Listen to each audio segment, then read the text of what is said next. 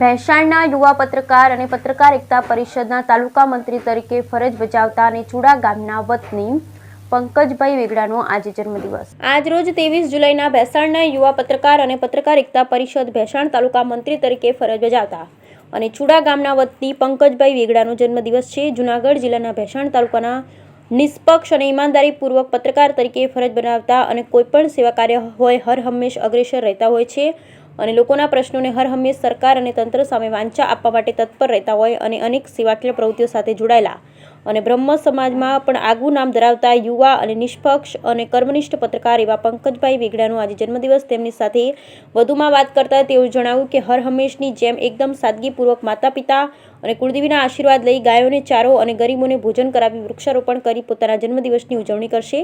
જનતા કી જાણકારી ન્યૂઝ તરફથી જન્મદિનની ખૂબ ખૂબ શુભકામના. બ્યુરો રિપોર્ટ રસિક વેગડા.